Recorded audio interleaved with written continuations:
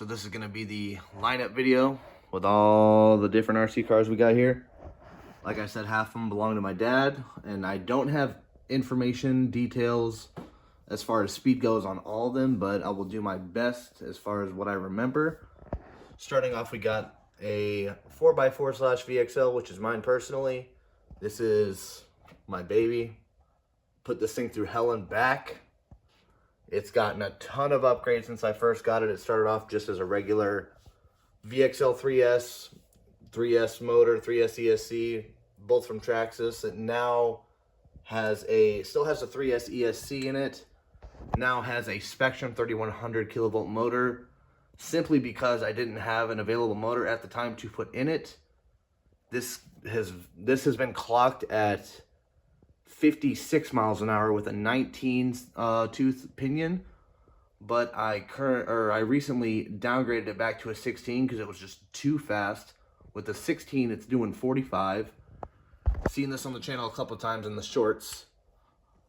Over here, we got an E-Revo VXL, which is another ridiculously fast vehicle that belongs to my dad. We have not GPS'd it yet as far as speed goes, and it's in the process of getting new diffs at the moment, so keep updated for that, or keep posted for that.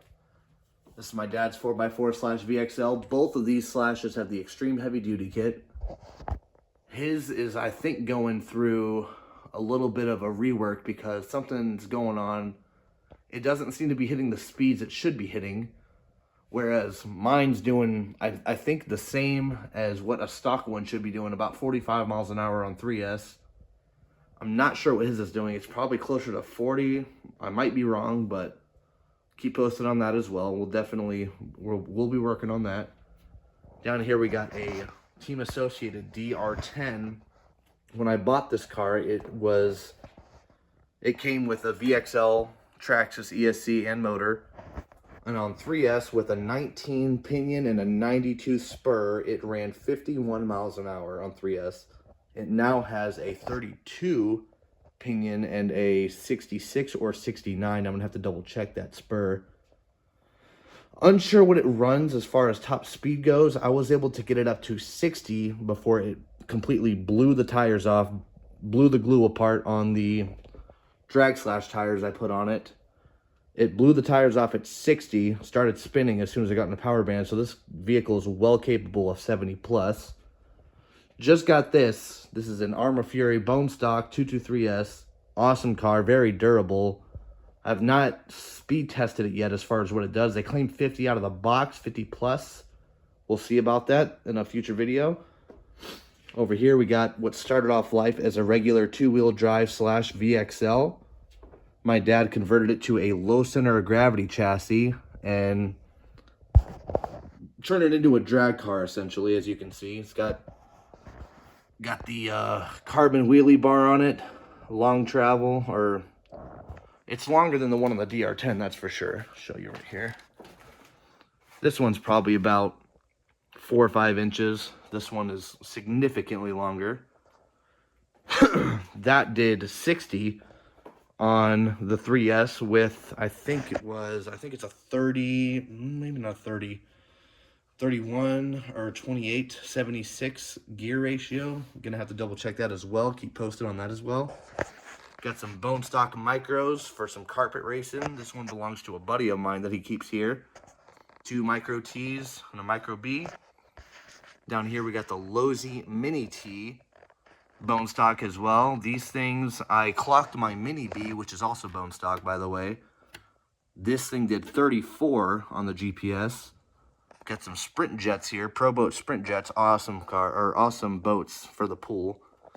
These are little Amazon specials, as I like to say, about 20 bucks. They're pretty sick. Come with little light kits, underglow. These are the controllers for them. They're not, you know, our hobby grade rather, but super cool for display or if you want to get it for a kid or something. This over here is a, what is it? Black Zon Slider Turbo. This is what's left of the body. This is a HPI sub brand.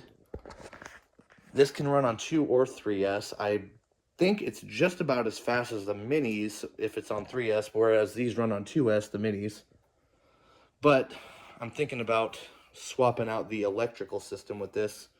So you can see the ESCs dangling. I put this thing through hell as well, but yeah, this will be, this is currently on the back burner. It's just sitting here looking, or not, it's not looking pretty at all, matter of fact, but yeah, this is on the back burner, but this thing's one of the toughest vehicles I've had. I've trucked this thing across the yard and survived and still kept driving. It's got no oil in the shocks. I'm pretty sure that's how they come. Super bouncy vehicle. I look forward to upgrading this. I'm trying to make it compete with my buddy's Mini XRT and maybe the Revo, but might be a Hail Mary for that one. We'll see. This is what started off as a Bandit XL5, brand new, bought in 2025. Had a VXL swap, but currently is sitting here with no motor, and I'll explain why in a minute.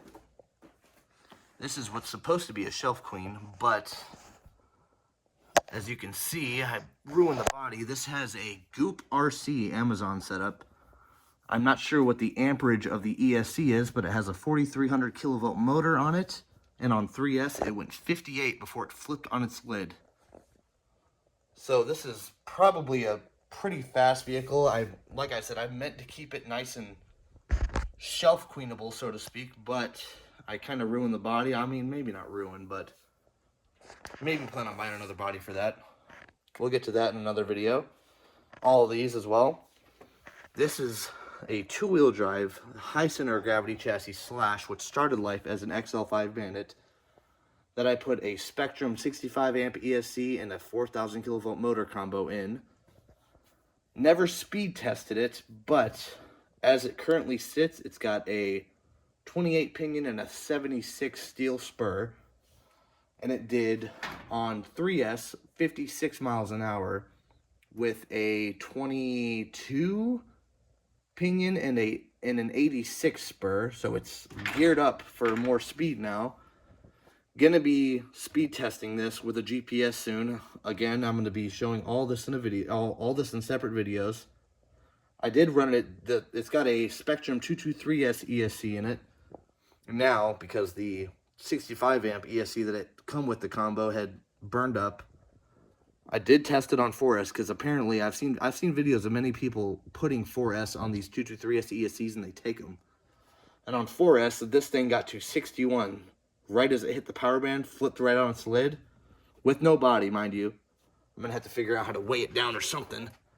But it did 61, so this tells me that this is another 70 plus capable vehicle. This is pretty much a bone stock Traxxas Max. Belongs to my dad as well. It's got belted tires on it now. I think it's another back burner vehicle. It needs to get cleaned up. He might be planning on gearing it up. I'm not too sure yet, but still runs perfectly fine. Everything works on it. Up here we got my dad's X-Max. I think this is a V4, V5. Whenever they come out with the belted tires is what this one is. Only thing that's aftermarket on it is the light kit. It's got the brake and reverse lights on the back, which is pretty cool. This is an XRT. No upgrades currently, bone stock. This is kind of like his off-road beater. This is his shelf queen. The X-Max is a shelf queen. This is kind of his off-road beater. You can see videos of this on his channel, which I'll put in the description. Maybe as well as this. As well as the Max, actually. He just got this Traxxas Max Slash here, which is bone stock. We put the shock spacers on it for the front because they don't come stock like this. It needs a little bit of preload in the front because stock, they have a little bit too much travel. The spring tends to float. Even still with the shock spacers, you can see a little bit of floatage in there, but he got that not too long ago, convinced me to get one. This one you have seen on the channel with the green body, which is sitting right over here. This did 62 miles an hour on the GPS, which I'm going to be redoing this and every other vehicle for a video for everyone to see. But we got a little bit of special sauce in this particular one. Got a bone stock UDR that I just bought recently. Awesome vehicle. badass off-road vehicle.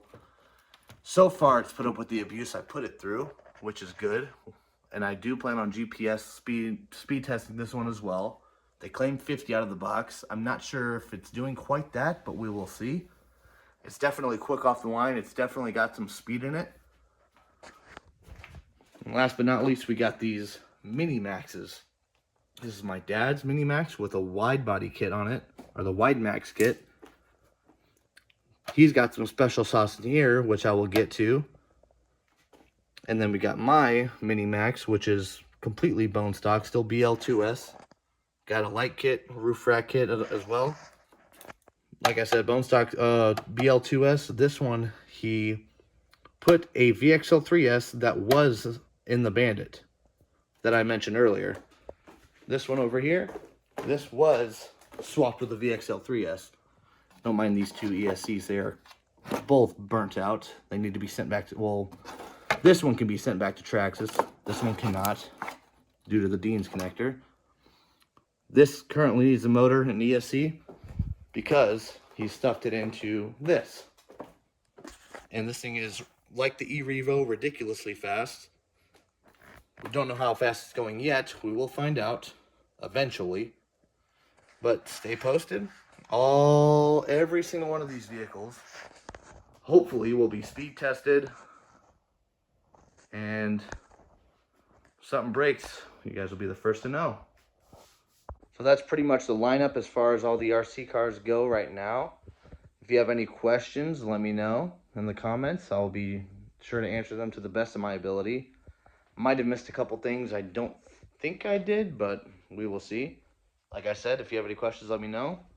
And you will all be seeing videos on these hopefully pretty soon. Also, a lot of these vehicles, I did say bone stock, they do have aftermarket upgrades, such as the 4x4 slashes. They have RPM arms. I did mention the extreme heavy duty kits. They got, mine particular has a steel spur. My father's has a center diff out of a Traxxas Haas. And then the Max slashes, they don't come stock with these preload spacers at the front. We put these on. His Mini Max with the VXL currently does not have TSM in it, which it 100% needs. Something that we'll hopefully get to in the future. And I'm pretty sure there's other upgrades on these vehicles I've most likely forgotten about. But once I make videos on each and every one of those, I will get into more detail and show all the parts on them, gear setups, electronics, etc. Like I said, if you have any questions, let me know in the comments. I'll be posting videos on hopefully about every single one of these in the future. And if you don't like, comment, subscribe, I'll be under your bed.